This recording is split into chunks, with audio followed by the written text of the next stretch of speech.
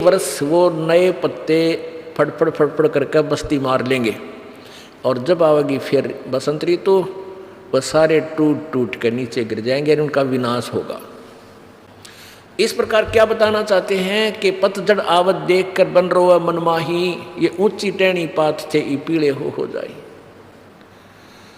और पात झड़नता यूं कहे सुन भई तरवर राय, अब के बिछड़े नहीं मिले ना जाने कहाँ गिरेंगे जाए।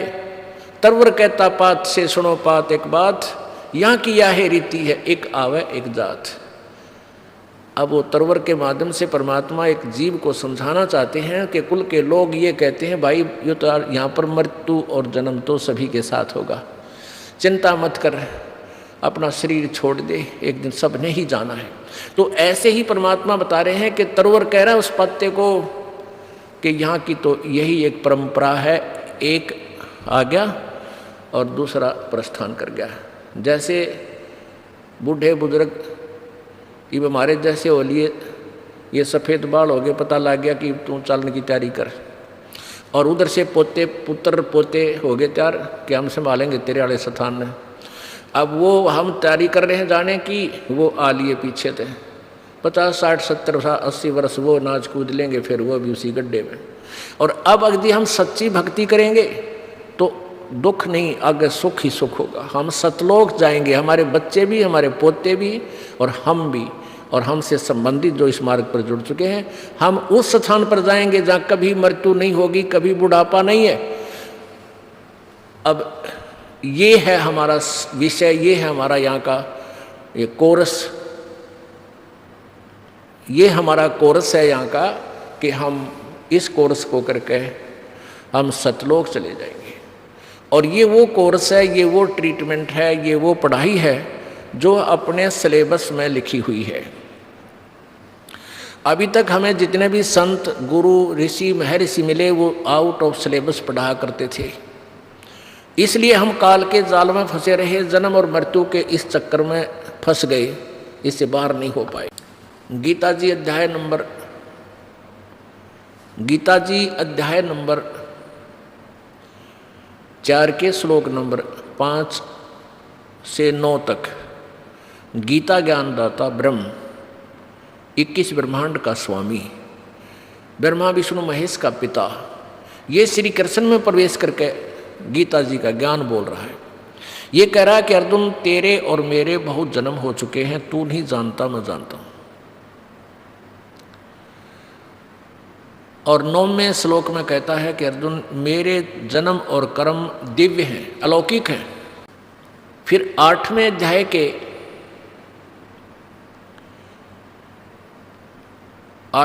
के प्रथम श्लोक में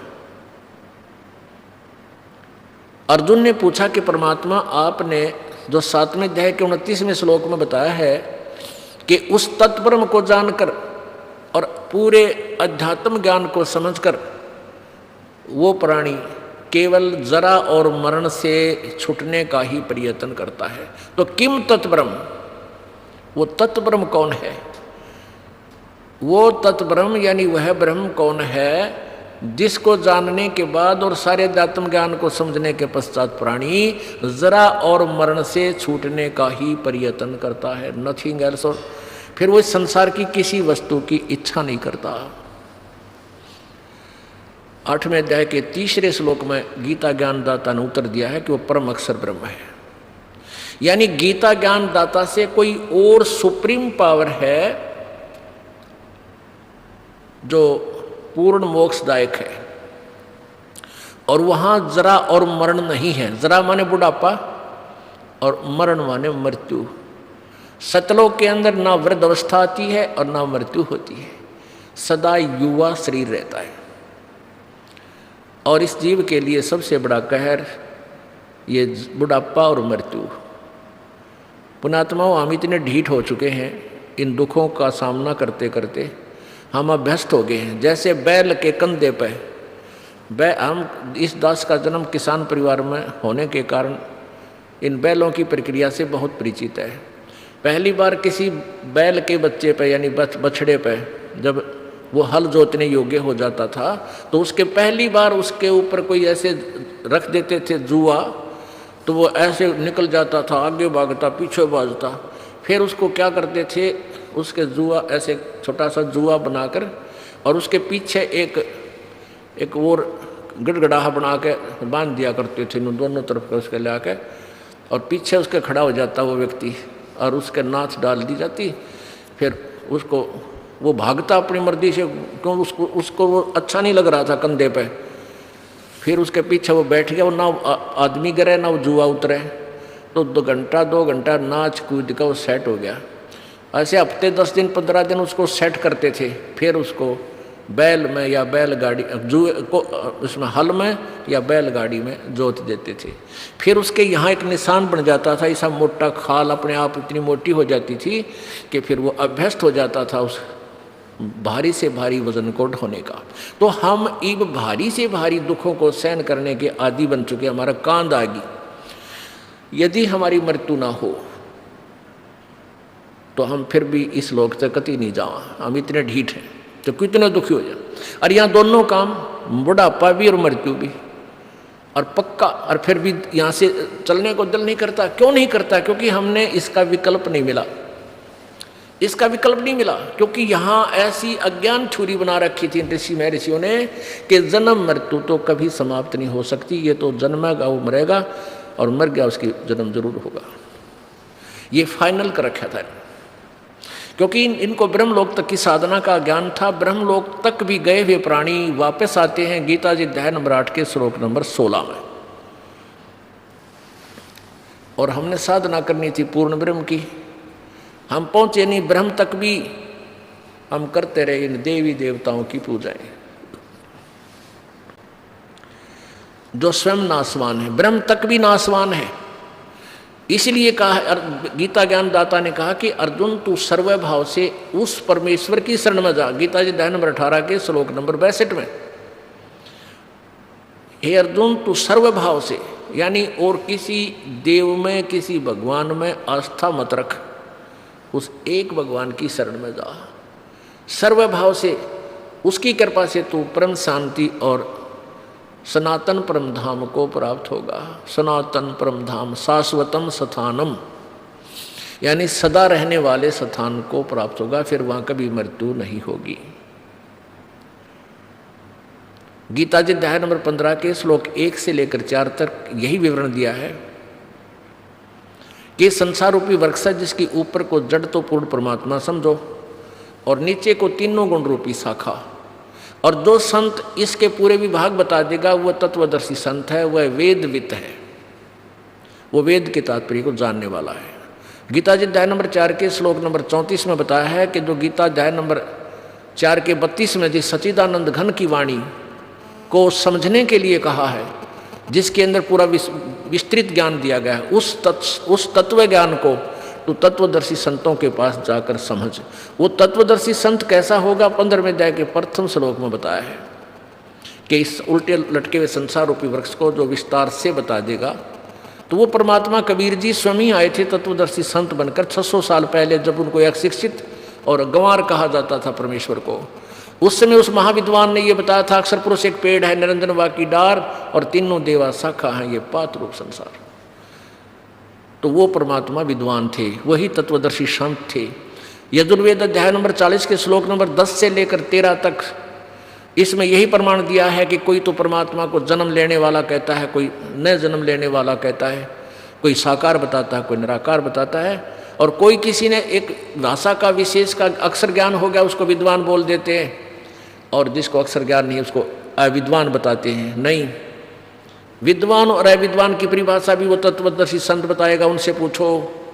तो पुण्यात्माओं, अब आपके समय आपके समक्ष ये क्लियर किया जाएगा कि विद्वान कौन है, अविद्वान कौन थे। ये संस्कृत भाषा के जानने वाले पंडित और ब्राह्मण ये अविद्वान थे, और कबीर परमेश्वर जो संस्कृत अक्षर नहीं जानता था वो पूर्व परम विद्वान थे।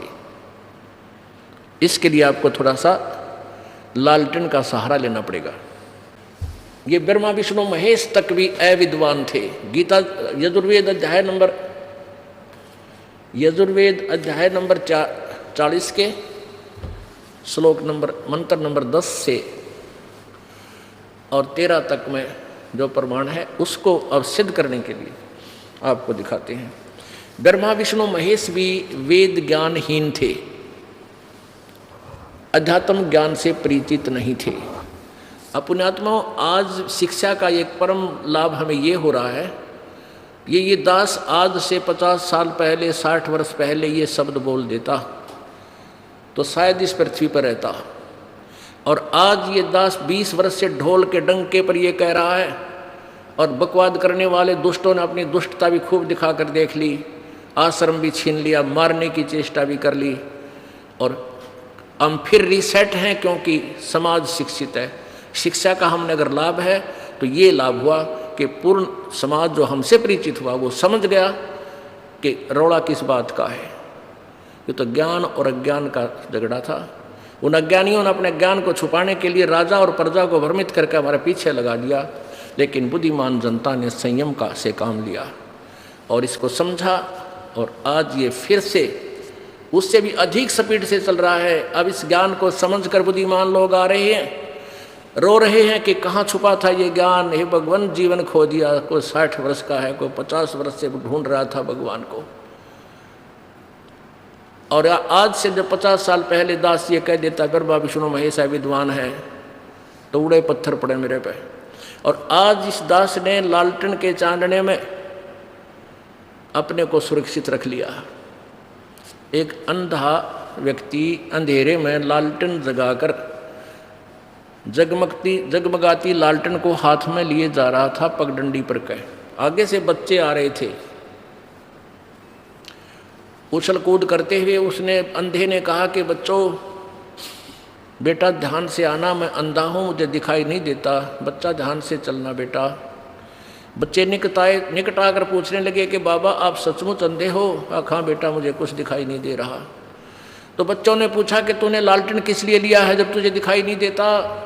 अंधे ने कहा कि तुम आँखों वालों के लिए है, कहीं मेरे में टक्कर ना मार दो, बूढ़े की देही तोड़ दो।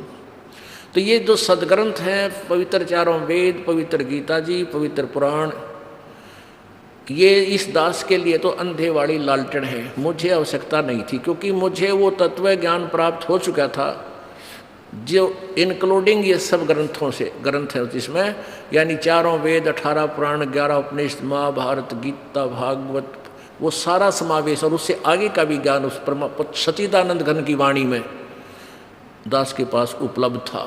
लेकिन आप जी को इस मार्ग पर लाने के लिए इस लालटेन की आवश्यकता पड़ी, ताकि तुम इस रोशनी में अपने सदग्रंथों को, जिनको तुम सत्य मानते थे, और वो अनाड़ी अज्ञानी, वो केवल एक अक्षर ज्ञान युक्त अविद्वान आपको भ्रमित किया करते थे। ब्रह्मा विष्णु महेश के कोई माता पिता नहीं है, अजरो अमर हैं, ये सर्वेश्वर हैं, महेश्वर हैं, कालज्य हैं, मृत्युंजय हैं। मृत्युंजय का होता जिसने मृत्यु जीत ली, कालज्य जिसने काल जीत लिया। और ये हैं क्या? अभी इन्हीं का इतिहास आपको दिखाता हूँ, देखिएगा। सबसे पहले भगवान विष्णु जी के ज्ञान के सत्र को देखते हैं। श्रीमद् देवी भागवत, गीता प्रेस गोरखपुर से प्रकाशित है।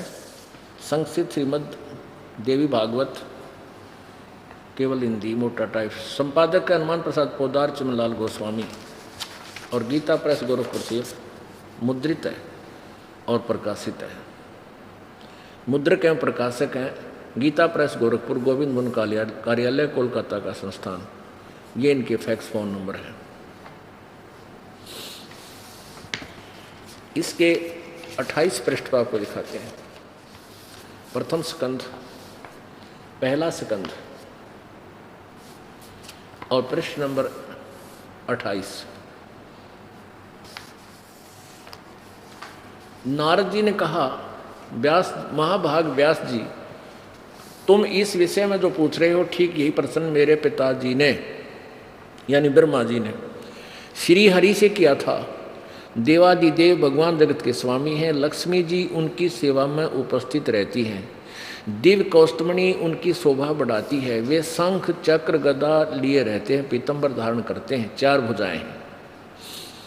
ऐसे भगवान, ऐसे यहाँ देखें, ऐसे जगत प्रभु भगवान श्री हरि महान तप कर रहे थे, उनकी समाधि लगी थी। यह देखकर मेरे पिता श्री ब्रह्मा जी को बड़ा आश्चर्य हुआ।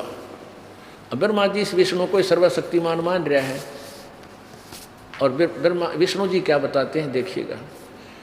अतः उन्होंने उनसे जानने की इच्छा प्रकट की। ब्रह्मा जी ने पूछा, प्रभु आप देवताओं के अध्यक्ष, जगत के स्वामी, भूत भविष्य एवं वर्तमान सभी जीवों के एकमात्र शासक हैं भगवान, फिर आप क्यों तपस्या कर रहे हैं और किस देवता की आराधना में ध्यानमग्न हैं? मुझे असीम आश्चर्य तो ये हो रहा है कि आप देवेश्वर एवं सारे संसार के शासक होते हुए भी समाधि लगाए बैठे हैं। ब्रह्मा जी के विनीत वचन सुनकर, ब्रह्मा जी के विनीत वचन सुनकर भगवान विष्णु यानी भगवान श्री हरि उनसे कहने लगे, ब्रह्मन सावधान होकर सुनो, मैं अपने मन का विचार व्यक्त करता हूँ। देवता, दानव, मानव सब यही जानते हैं कि तुम सृष्टि करते हो, मैं पालन करता हूँ, संकर संहार क्या करते हैं, किंतु फिर भी वेद के पारगामी पुरुष अपनी युक्ति से सिद्ध करते हैं कि रचने, पालने और संहार करने की यह योग्यता जो हमें मिली है इसकी अधिष्ठात्री शक्ति देवी हैं।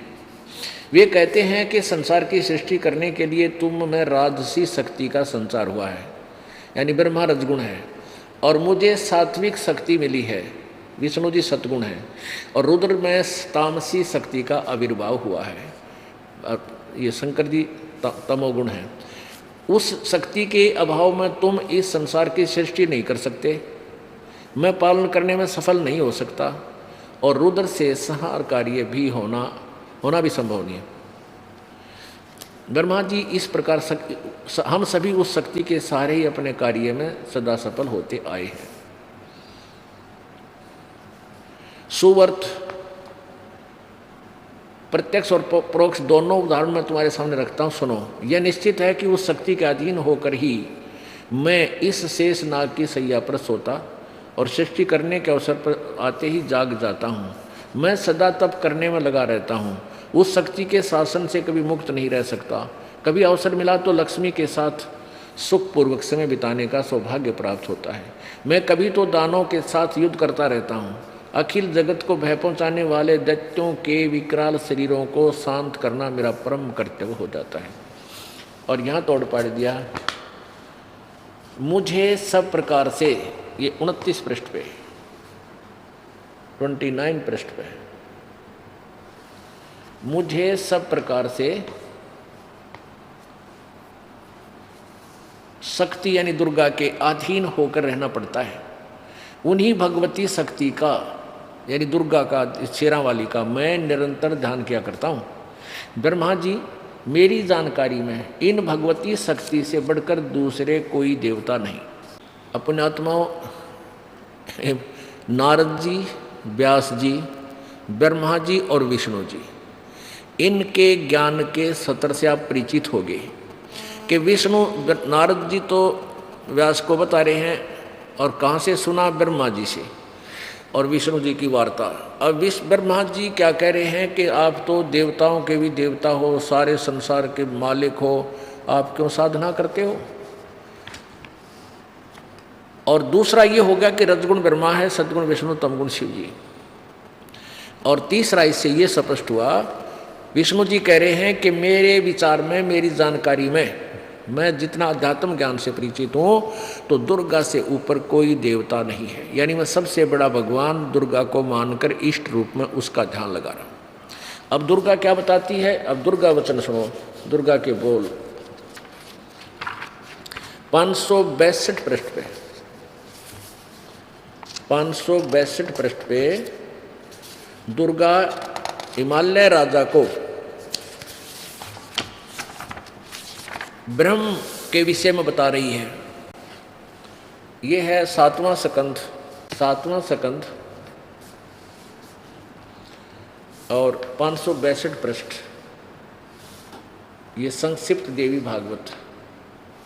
यहाँ नीचे आइएगा। देवी के द्वारा हिमालय को ज्ञानोपदेश, ब्रह्म स्वरूप का वर्णन। श्री देवी जी कहने लगी, पर्वतराज, इस प्रकार ये तो पहले अपने विषय बताया, फिर वास्तविकता ये बता रही है कि उस ब्रह्म का क्या स्वरूप है, यह बतलाया जाता है। जो प्रकाश रूप सबके अत्यंत समीप में स्थित, हृदय रूप गुहा में स्थित होने के कारण गुहाचर नाम से प्रसिद्ध और महान पद अर्थात परम प्राप्य है। वह समस्त प्रजा के ज्ञान से परे है, अर्थात किसी की बुद्धि में आने वाला नहीं है।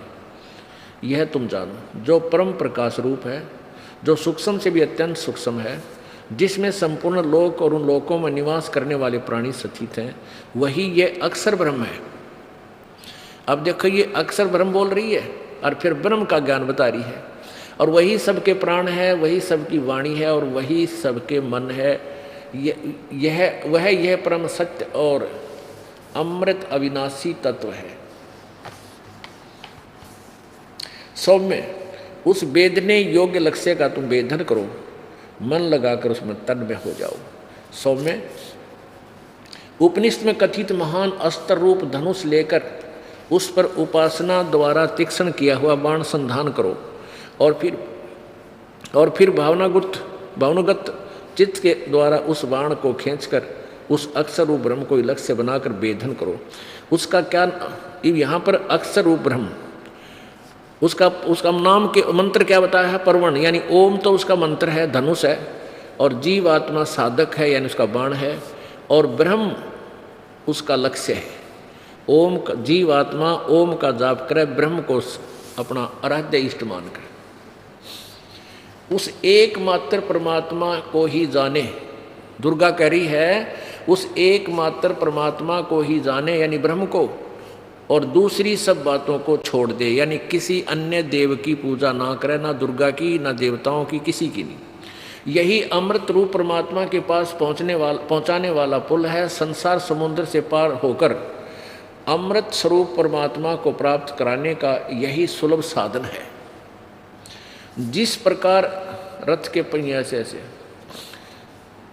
अंतर्यामी रूप से वर्तमान है, उस आत्मा का ओम के जप के साथ ध्यान करो।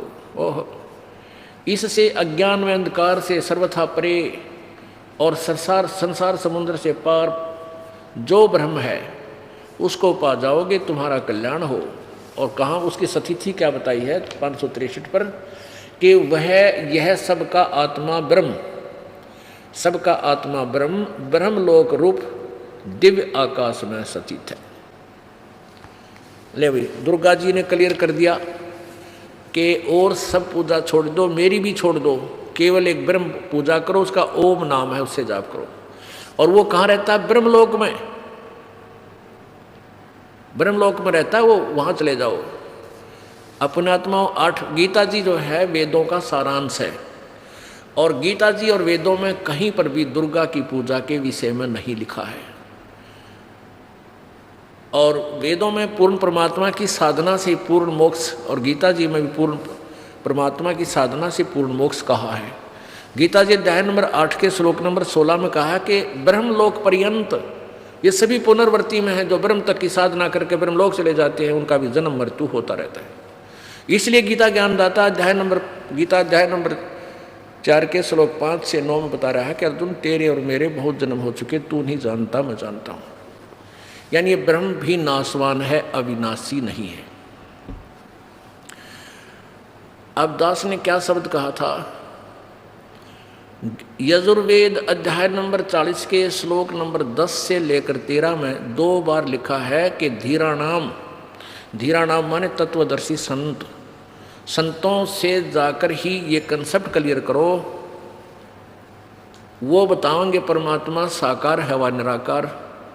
और विद्वान और अविद्वान की परिभाषा भी वो तत्वदर्शी संत ही बताओगा, क्योंकि जिसको अक्षर ज्ञान है उसको विद्वान मान लेते हो तुम, जिसको संस्कृत भाषा आती है या इंग्लिश आती है, हिंदी के अक्षर सीख लिए, और जिसको अक्षर ज्ञान नहीं है तुम उसको अविद्वान मूर्ख कहते हो। नहीं, विद्वान और अविद्वान की परिभाषा भी वो तत्वदर्शी संत बताएगा, उनसे सुनो। ये दास परमात्मा ने वो तत्वदर्शी संत बनाकर भेज दिया, ये आपको वो सुना रहा है। ना सुनोगे तो वो आपका दोष होगा, भगवान का नहीं। अब इसमें आगे देखो, सतयुग के ब्राह्मण, सतयुग के ब्राह्मण यानी सतयुग में ही अज्ञानी थे तो त्रेता द्वापर में फिर कहना है कि और कलयुग वालों का फिर हम विचार ही करना छोड़ दें तो अच्छा है कि किसे मैं ऋषि थे दयानंद कैसे। ये निरे अज्ञानी अनाड़ी और केवल एक संस्कृत दान थे। इनको ना अध्यात्म ज्ञान था, ना कोई सामाजिक ज्ञान था, ना कोई खगोल भगोल का ज्ञान था। यानी कति भ्रमित करने के लिए काल के दूत बनकर आए थे इस पृथ्वी पर। ये देखिएगा श्री वही मध्य देवी भागवत।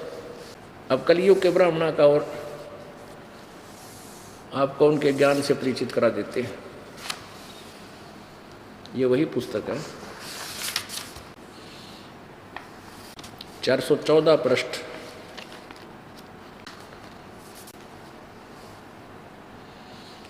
संत शिव देवी भागवत, छठा स्कंध। जन्मे जय ने पूछा, महाभाग किस युग में कैसा धर्म का स्वरूप है, इस संपूर्ण विषय को विशेष रूप से बताने की कृपा कीजिए। व्यास जी बोले, राजन, यह निश्चय है कि सतयुग में ब्राह्मण वेद के पूर्ण विद्वान थे। अब वेद व्यास जी भी अंदर ही आ जाएगा ज्ञान के, किसा ज्ञान था इसने। और उनके द्वारा निरंतर भगवती जगदम्बा की आराधना होती थी। भगवती का दर्शन करने के लिए उनका मन सदा ललायित रहता था। अब आ गया सतयुग के ब्राह्मणों का है ये विषय कि वो दुर्गा की पूजा करते थे और किसी की पूजा नहीं करते थे और वेद के विद्वान थे। थरा गजब। अब सतयुग के ब्राह्मणा का ये हाल था कि वो दुर्गा तो ऊपर किसी ने मानते नहीं थे। तो इससे से देखो उनकी ब्रह्म तक भी बुद्धि ना जग गई थी। ब्रह्म तक भी वो साधना नहीं करते थे, दुर्गा यानी माया की पूजा में लगे हुए थे। उससे सिद्धियां आ जाती हैं। ये एक दो मंत्र हैं, जैसे हम आपको 5 मंत्र देते हैं, इन्हीं में से किसी को 1 दे देते थे, वो किसी में 2 दे देते और उसी की साधना में कई वर्ष लगे रहते थे। उससे सिद्धियां आ जाती थी और फिर वो पंसारी, हल्दी की गांठ से पंसारी बन जाते थे सिद्धियां प्राप्त करके। एक गौतम ऋषि था। एक समय इस देवी पुराण में ये प्रमाण आता है। राजा परीक्षित ने एक ऋषि के गले में सर्प डाल दिया। उस ऋषि के लड़के ने, वो समाधिस्थ था ऋषि, तो उसके लड़के ने जब देखा कि तेरे पिता की बेइज्जती कर दी, मरा हुआ सर्प डाल दिया, उसने उसको श्राप दे दिया कि तुझे तक्षक सर्प डसेगा, 7वें दिन तेरी मौत हो जाएगी। अब उधर से वो 7वें दिन तक्षक ने डसना था। उधर से गौतम ऋषि को पता चला, उसने पता चला कि मेरे पास सर्प का विष उतारने की सिद्धि है, मंत्र मैंने सिद्ध कर रखा है और मैं राजा को जीवित कर दूंगा तक्षक डसने के बाद, और राजा मुझे खूब धन देगा। इस उद्देश्य से उसने सारा जीवन यह सिद्धि की। वो चला जा रहा था, उधर से तक्षक उस सर्प को पता चला। वो तक्षक सर्प मनुष्य रूप धारण करके गौतम ऋषि के सामने खड़ा हो गया और कहने लगा, महापुरुष कहाँ जा रहे हो? गौतम ऋषि ने बताया कि मैं ऐसे एक तक्षक सर्प है, वो राजा परीक्षित को डसेगा और मेरे पास ऐसा मंत्र है, मैंने सारे जीवन में यह कमाई की है कि मैं उसको तुरंत जीवित कर दूंगा और राजा मुझे बहुत धन देगा। ये नो पूजा करते माया। अब तक्षक सर्प ने सोचा, भी तेरी तो बात बिगड़ेगी, तेरे डसे हुए को अगर ये जीवित कर देगा तेरी प्रभुता खत्म हो जाएगी। तो तक्षक सर्प कहने लगा कि मैं तक्षक हूं और यदि तेरे पास ऐसी करामात है तो मुझे दिखा, मैं इस पेड़ को डंक मारता हूं। अब मनुष्य रूप से एकदम सर्प रूप में आके, और उसने एक बहुत बड़े पेड़ को, भारा पेड़ था, उस पीपल के पेड़ को ऐसे डंक मार दिया। उसके विष से एकदम वो पूरा वृक्ष जल गया, कति पत्तों सहित नष्ट हो गया। तब तक्षक ने कहा कि अब तू इसको हरा कर दे। तो उस गौतम ऋषि ने वो अपने मंत्र से वो हरा कर दिया। अब तक्षक ने जान लिया भाई तो काम बिगाड़ेगा तेरा। तो तक्षक कहने लगा कि आप ऐसा ना करो, यदि मैं डसूंगा और मेरे डसने से वो नहीं मरेगा तो वो ऋषि बालक मुझे भी श्राप दे देगा, मुझे डर लगता है। तो गौतम ऋषि से कहा उस तक्षक ने, तुझे जो जितने हीरे पन्ने जवाहरात जितना धन चाहिए मैं दे दूंगा, तो वापस चला जा। तो कहते हैं गौतम ऋषि ने फिर ध्यान लगाया ध्यान से देखा कि राजा परीक्षित की शेष आयु नहीं है, वो उस दिन उसने मरना ही है, उससे तक्षक से ही मरेगा। तो उसने देख लिया और ये सोच लिया कि अब मैं उसको जीवित नहीं कर सकता। अपने मन में सोच लिया कि उसकी सांस नहीं है, श्वास शेष नहीं है, तो मैं उसको जीवित नहीं कर सकता। तब उसने कहा ठीक है तक्षक, मुझे दे तू धन, मैं वापस चला जाता हूँ। तो तक्षक ने उसको ला करके बहुत ज़्यादा धन, सोना चांदी, हीरे पन्ने मोती बांध दी गठड़ी, और वो पंडित जी गला दी टट्टू की तरह उल्टाया गया। सारे जीवन में ये माया की साधना ये न्यो करा करते। अब वो देखो सारे जीवन में उसने अपना ये मंत्र क्रिया साधन, लोगों ने तो देखा बड़े साधना कर रहा है, तपस्या हट कर दी, कमाल कर दिया, और डोवे डले वो चावे माया। है कहते हैं डम्ब करें डूंगर चढ़ाएं अंतर जीनी झूल, और जग जाने बंदगी करें बोवे सूल बबूल। तो यहाँ ये बताया जा रहा है कि ये कलयुग के ब्राह्मण बड़े वेद के विद्वान होते थे, और ये माया की पूजा करते थे, हीरे जवाहरातों की ये मिल लेंगे मैंने। क्योंकि ये राजाओं को क्यों प्रभावित करते थे, सिद्धियाँ करके उनको सिद्धियाँ दिखा दी, किसी का नाश कर दिया, किसी को आबाद थोड़ा बहुत कर दिया, अपने टायर से दूसरे के टायर में हवा भर देते थे, वो आप भी खाली हो जाते थे, उनका भी काम ना चला है। तो ऐसे ये भक्ति बिगड़ी हुई थी। अब देखो ये स्पष्ट हो गया, ये तो सतयुग के ब्राह्मणों की दशा बताई है कि सतयुग के ब्राह्मण वेद के पारग पूर्ण विद्वान होते थे, और सतयुग के ब्राह्मण, और वो दुर्गा ही पूजा करते थे। तो कलयुग वालों का क्या होगा, अब इसी में फैसला दे रखा है दुर्गा पुराण में। देखना ये वही दुर्गा पुराण 414 पृष्ठ पे आप पढ़ रहे थे, छठे सकंद में। ये आपने ये पढ़ा है कि राजन ये निश्चय है कि सतयुग में ब्राह्मण वेद के पूर्ण विद्वान थे, उनके द्वारा निरंतर भगवती जगदम्बा की आराधना होती थी, भगवती का दर्शन करने के लिए उनका मन सदा ललायित रहता। ये तो सतयुग के ब्राह्मणों के ज्ञान का सतर वेद के विद्वान बतावें, और वेद में की तो दुर्गा की पूजा नहीं, दुर्गा के उसकी पूजा करो ब्रह्म की, और ब्रह्म करे उस कहे उस पूर्ण ब्रह्म की पूजा करो तत्वदर्शी संत की खोज करके। तो कलयुग के ब्राह्मण किसे होंगे, ये इस समय लिख रखा है, देखो ये यहाँ लिख रखा है। धर्म की यह स्थिति त्रेता में रही, परंतु कुछ ह्रास हो गया। सतयुग की जो स्थिति थी वह द्वापर में विशेष रूप से कम होगी। उन प्राचीन युगों में जो राक्षस समझे जाते थे वह कलयुग में ब्राह्मण माने जाते हैं, क्योंकि अब के ब्राह्मण प्राय पाखंड करने में तत्पर रहते हैं, दूसरों को ठगना, झूठ बोलना और वैदिक धर्म कर्म से अलग रहना कलयुगी ब्राह्मणों का स्वाभाविक गुण बन गया है। ये दास कह दे तो लड़ाई हो जाती, ये तो वो सदग्रंथ बता रहे हैं जिनको हम मानते हैं।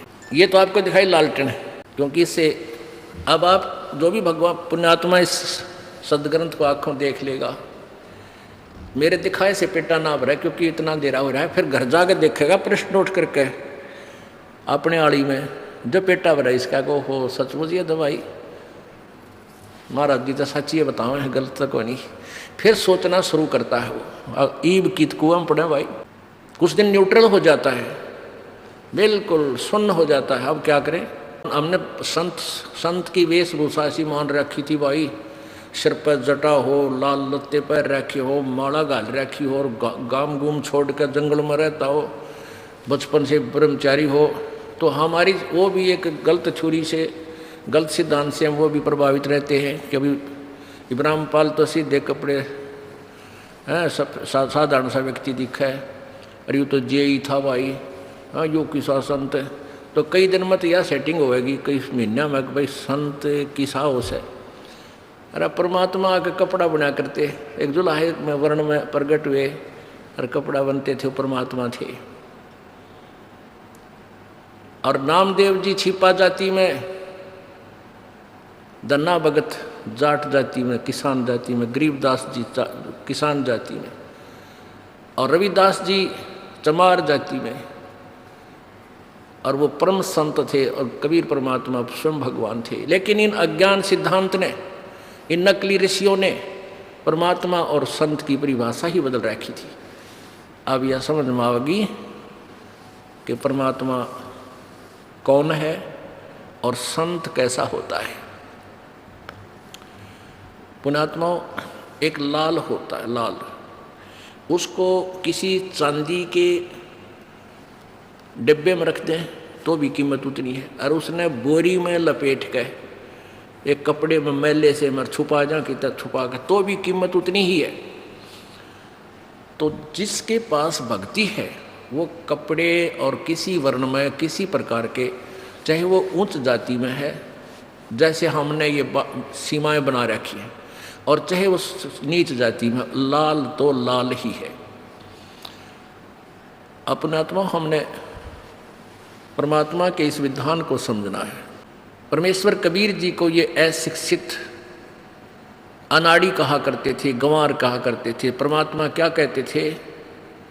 निरंजन धन तेरा दरबार, निरंजन धन तेरा दरबार, जहाँ पर तनिक न न्याय विचार।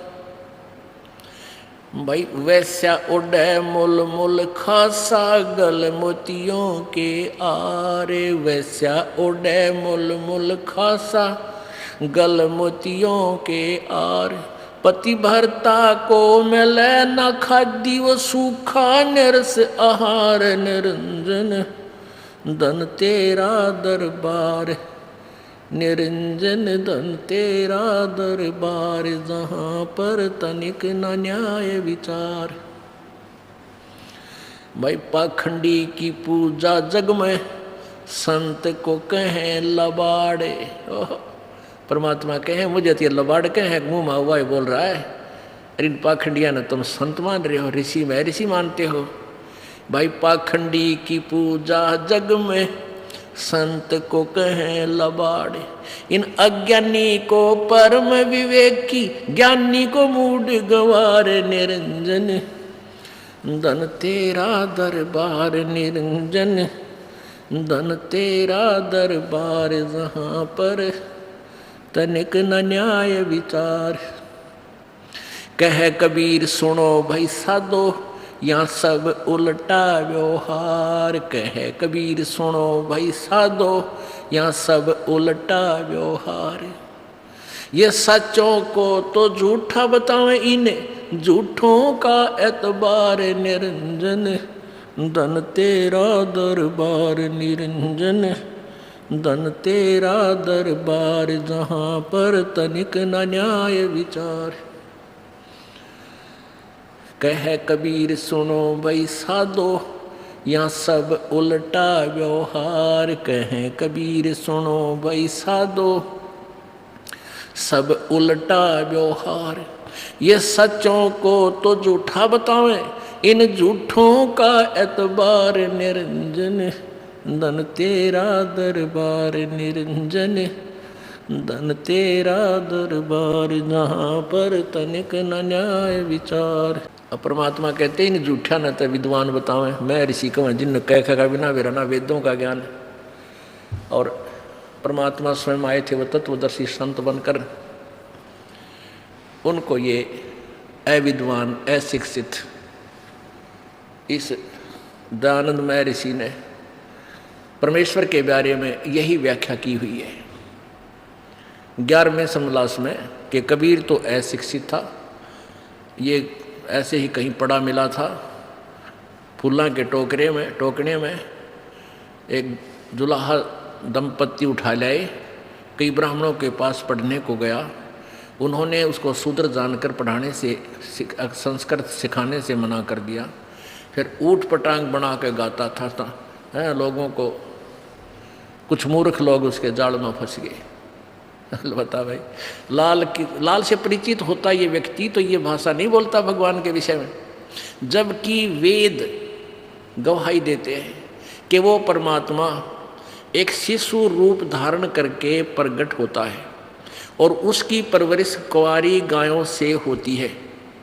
जब वो परमात्मा प्रकट होता है शिशु रूप में, ऋग्वेद मंडल नंबर 9 सूक्त नंबर 1 मंत्र नंबर 9 में, फिर ऋग्वेद मंडल नंबर 9 के सूक्त नंबर 96 में और मंत्र नंबर 16 से 20 तक क्लियर कंसेप्ट किया है कि वो वेद ज्ञान दाता ब्रह्म बोल रहा है कि हे भगवान, हम आप हमें अपने वास्तविक नाम से परिचित कराइए, आपका असली नाम क्या है।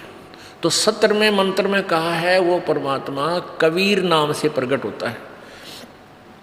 वो परमात्मा कबीर है और वो अपनी कबीर वाणी को ऊंचे, जब वो बड़ा हो जाता है, ऊंचे स्वर में आवाज लगा लगा कर बोल बोल कर कविताओं के माध्यम से, लोकोक्तियों के माध्यम से, शब्दों के माध्यम से सुनाता है। और जिस कारण से वो एक कवियों में भी एक प्रसिद्ध कवि भी होता है, प्रसिद्ध कवि की भी उपाधि प्राप्त करता है, लेकिन वो परमात्मा ही होता है। अब इन कवि जैसे ये कवि और भी थे, जैसे आप बच्चे हम पढ़ते थे स्कूलों में, विद्यालय में, तो उसमें हमें कवियों के कुछ दोहे आते थे, जिसमें तुलसीदास जी के, कबीर परमेश्वर जी के, रहमान जी के, और भी एक दो और थे। तो उन दोहों में हम, जैसे तुलसीदास जी के दोहे थे, उस तुलसीदास जी ने जो बोला है रामायण की लोकोक्तियाँ बोली हैं, वो तो उन्होंने बाद में बोली है जबकि रामायण घटना घट चुकी थी। वो भी कवि था।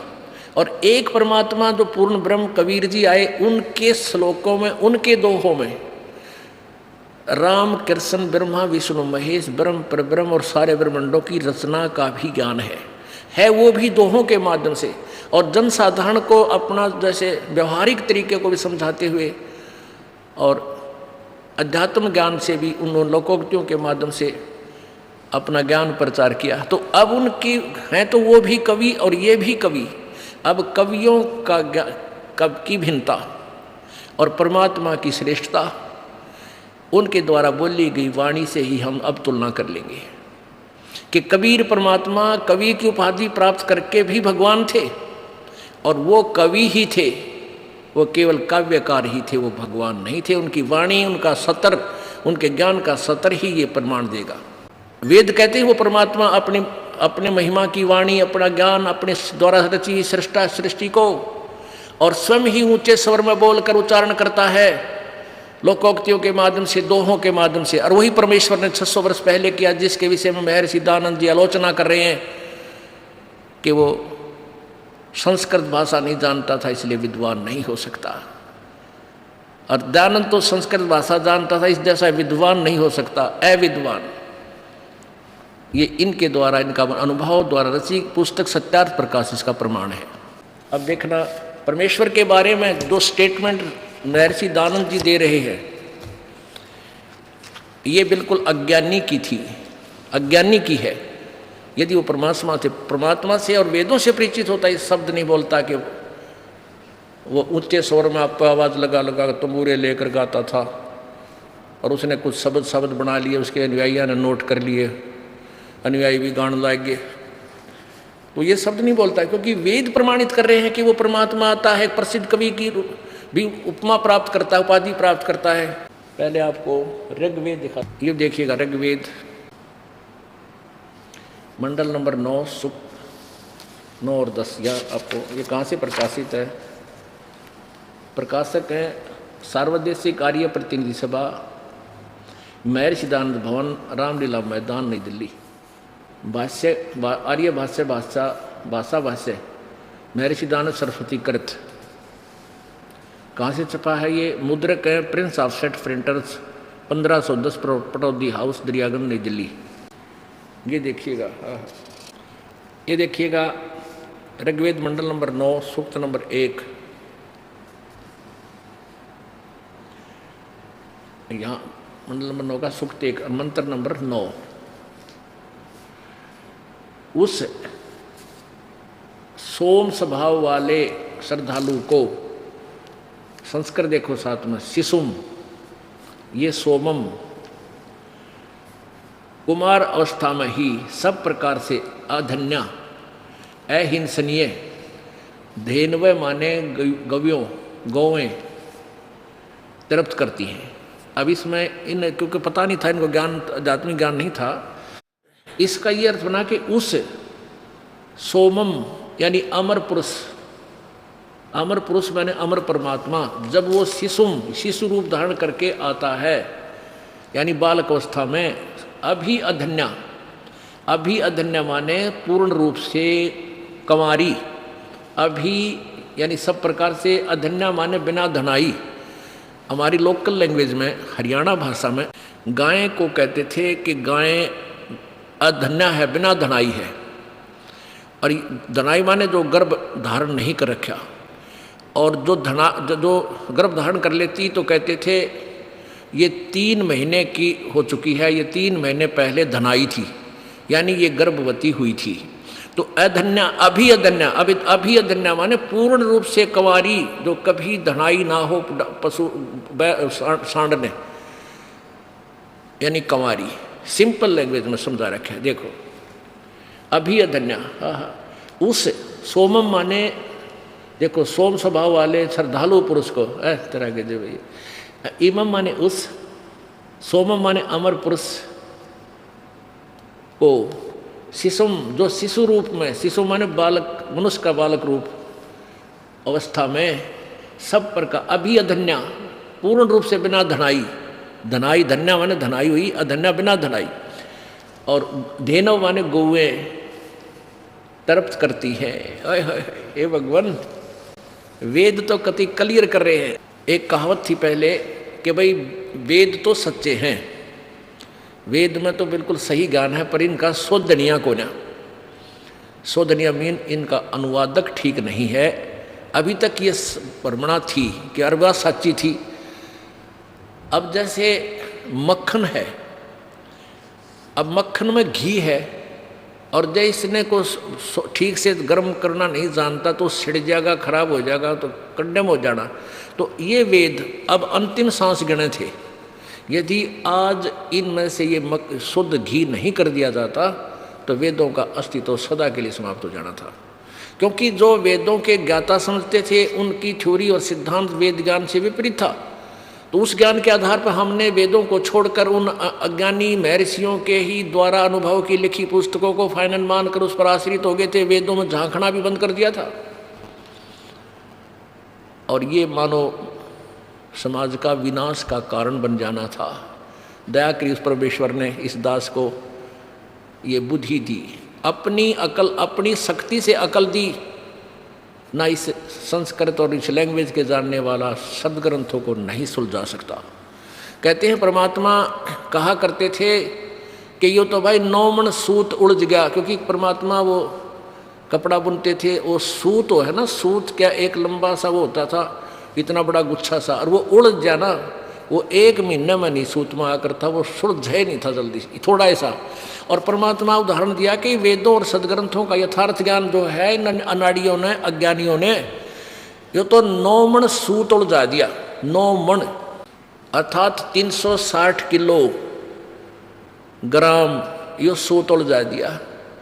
और इसको सुलझाना कौन सुलझा सके है? कहते 9 मन सूत उलझिया और ऋषि रहे झकमार, और सतगुरु ऐसा सुलझा दे जो उलझे ना दूजी बार। अब यो ज्ञान इस दास को परमात्मा ने बुद्धि दी, उस कबीर भगवान ने अब ऐसा सुलझा दिया ये सूत कि कदे इस कलयुग में तो उलझेगा नहीं, जिसने भक्ति करनी है कोई उलझा ही नहीं सकेगा। इतना क्लियर कंसेप्ट हर तरह से हो जाएगा। और अब तो दास को गालियां दे रहे हैं, उन दुष्ट लोगों के भ्रमित की हुई जनता बाद में रोया करेंगे जब इस यथार्थता से परिचित होंगे। क्योंकि ये दुष्ट लोग शुरू से ही ऐसे करते आए हैं, जैसे ईसा मसीह जी को क्रश करवा दिया उन नकली पादरियों ने, झूठे कपटियों ने, कि ये झूठ बोलता है, ये गंदा है, ये हमारे देवताओं को मना करता है। और वो गवर्नर भी उनके इतिहास में लिखा है, गवर्नर भी नो कह रहा है कि ऐसा जुल्म मत करो, ऐसे पुण्यात्मा को मत तुम ऐसा जुल्म कराओ, लेकिन वो भी उसके प्रभाव में आ गया फिर। और आज उस महापुरुष के गुणगान करते करते थूक सूख जाता ईसाइयों का, और कितनी जनसंख्या जो उनको गुणगान कर रही है, उन दुष्टों को धिक्कार रही है। लेकिन अब केवल वो लाल खो दिया। लेकिन अब हमें ये सुअवसर मिल गया, हमारा एक सौभाग्य है कि हम आज शिक्षित हो गए और इन झूठे कपटी आचार्यों की बातों में आए नहीं। और मालिक का सहारा जब साथ है, तो ये परमात्मा ने ये इस युग में पूरे विश्व तक पहुंचाना है, ये उनका वचन है।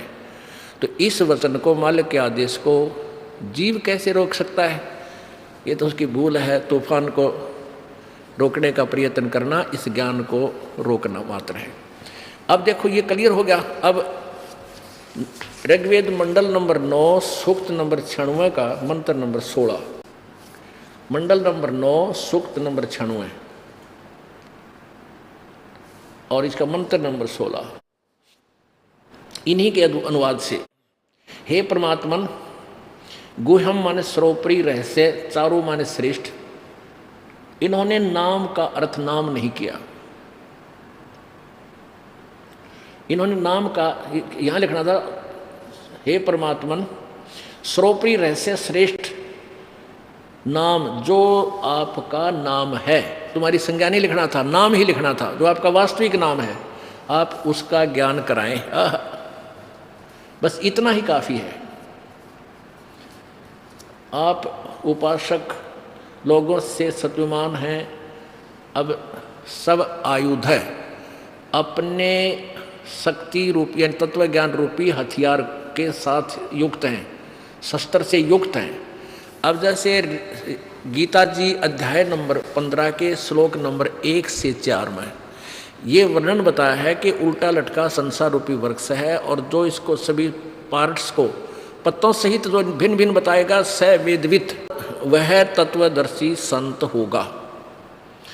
और उसमें क्या बताया है कि फिर जब तत्व ज्ञान तेरी समझ में आ जावे, 15वें अध्याय के 3 श्लोक में, जब तुझे ये तत्व ज्ञान परिचित हो जावे, तत्व ज्ञान तत्वदर्शी संत से, उसके बाद इस उलझे हुए अज्ञान रूपी अंधकार, अज्ञान रूपी वृक्ष को और तत्व ज्ञान रूपी शस्त्र द्वारा काट के, तत्व ज्ञान रूपी शस्त्र यानी परमात्मा अपने सब आयुध है, सब आयुध माने अपने तत्व ज्ञान रूपी शस्त्र से सुसज्जित है, और उस तत्व ज्ञान रूपी शस्त्र से इस काट कर, उसके पश्चात यानी तत्व ज्ञान से इस ज्ञान को हटाकर, उसके पश्चात उस परमेश्वर के उस परम पद की खोज करनी चाहिए, जहाँ जाने के